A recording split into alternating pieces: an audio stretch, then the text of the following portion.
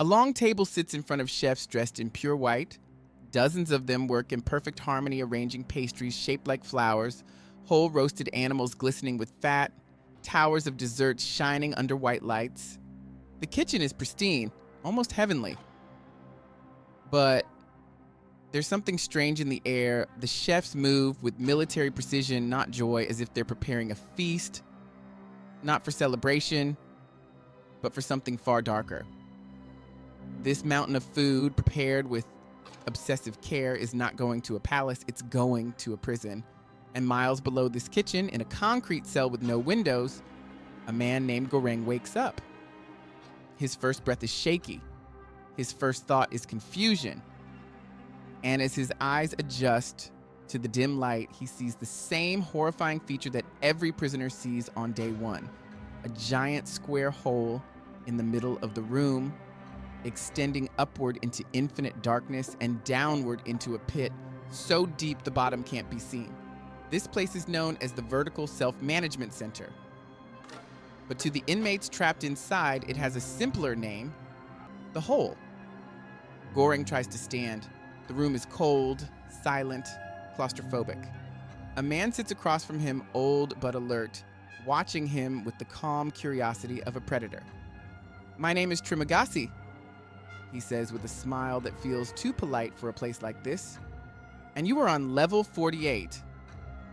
Before Goreng can ask why he's here, the entire cell begins to vibrate.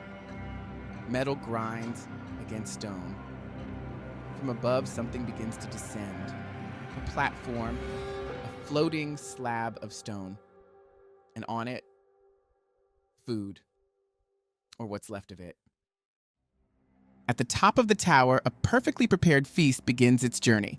By the time it reaches level 48, the plates are messy, the food half-eaten, bones scattered, but it's still enough to eat, enough to survive. Trimagasi watches Goreng stare at the platform. "Eat," he says, before someone above spits in it, or worse. Goreng hesitates, disturbed by the chaos on the table, but hunger wins. He forces himself to pick up food, ignoring the mess, the stains, the saliva, the pieces stepped on by the levels above. "Welcome to the Hole." Trimagasi explains the rules with disturbing casualness. Each day, the platform stops for exactly 2 minutes. You eat what you can, because once it moves on, there's no more food for the rest of the day. Every month, you and your cellmate wake up on a new level. No one knows where they'll end up. Could be level 6. Could be level 132. Could be level 200. Your chances of survival depend entirely on your floor. Goreng listens, horrified. He had volunteered to enter this place. 6 months here would earn him an accredited diploma, a fresh start. He never expected this. That night, screams echo up the hole, cries for help, begging, threatening. Trimagasi doesn't flinch. He's heard it all before. He looks at Goreng and says something that will define the entire movie. People behave according to the level they live on. In other words, morality is a luxury for the privileged. Days pass. Goreng tries to read his book, Don Quixote, but his mind is consumed by the cruelty around him. People on higher floors gorge themselves with no concern. People below starve. Some resort to cannibalism, others lose their minds. And then one day, a chilling moment occurs. The platform arrives, and riding on top of it is a woman. Silent, bloody, expressionless. She doesn't look at anyone. She just clings to the platform as it drops, floor after floor. Trimagasi explains her name is Maharu. Every month, she rides the platform down, searching for her child. Some say she's hallucinating. Some say she kills men on every floor. Some say she's a monster. But something about her feels different. She isn't broken. She's surviving. And in a place like the Hole, survival itself is rebellion. A month passes. One night, as Goreng sleeps, the room fills with gas. He blacks out. When he wakes up, he's on a new level. Level 171.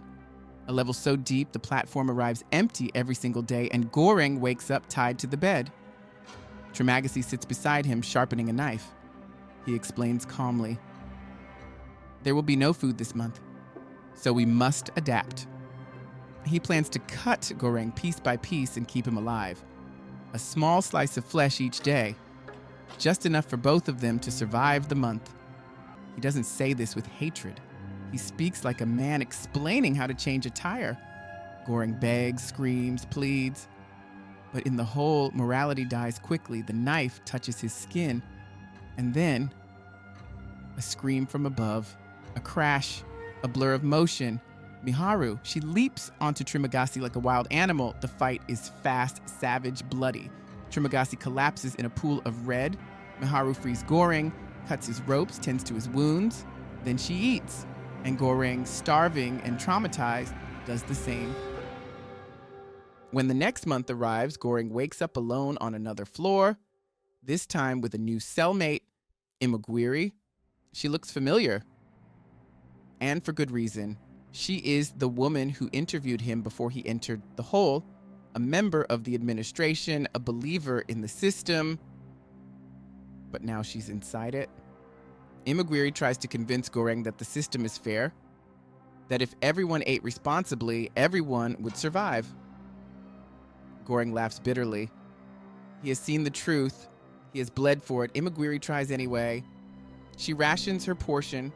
She pleads with the floors below. She begs them to take only what they need. The response? Insults, threats. A man below defecates upward on them. Her illusions shatter. Her faith crumbles. Her guilt consumes her. She had believed this place tested human solidarity. Instead, it destroys it. Overwhelmed by the realization that she helped create a nightmare, Imogiri takes her own life. And once again, Goreng must eat human flesh to survive. Months pass, levels change. Goreng sinks deeper into madness. He begins hallucinating Trimagasi, who speaks to him like a twisted conscience.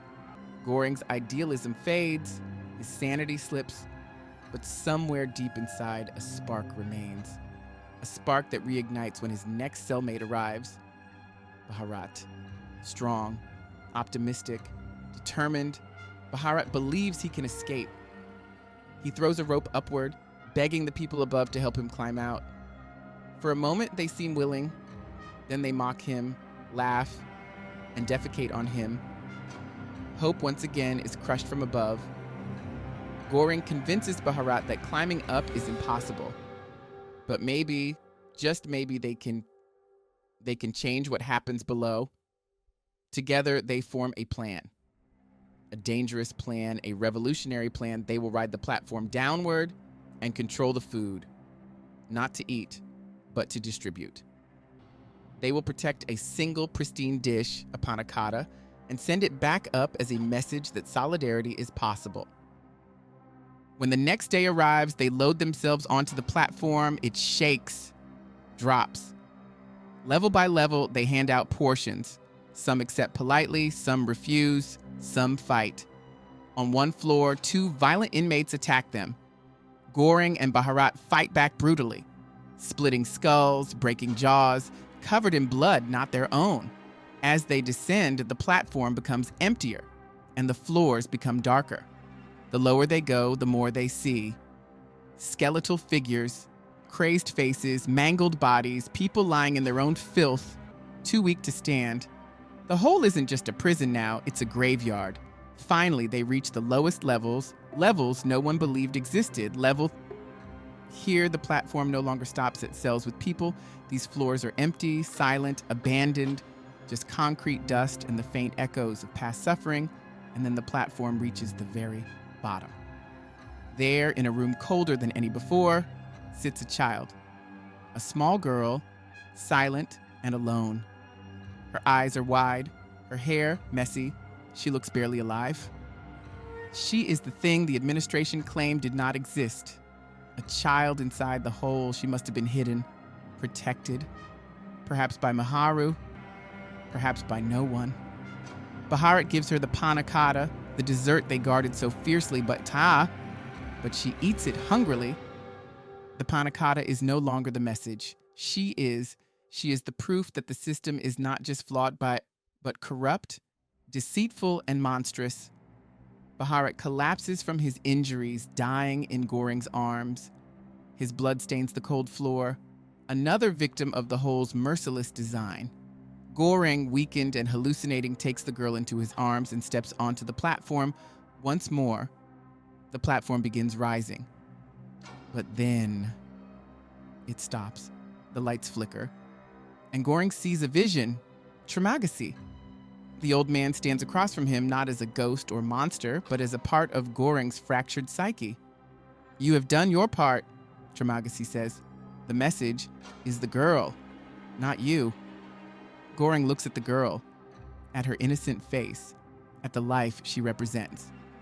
The platform begins rising again, but this time Goring steps off.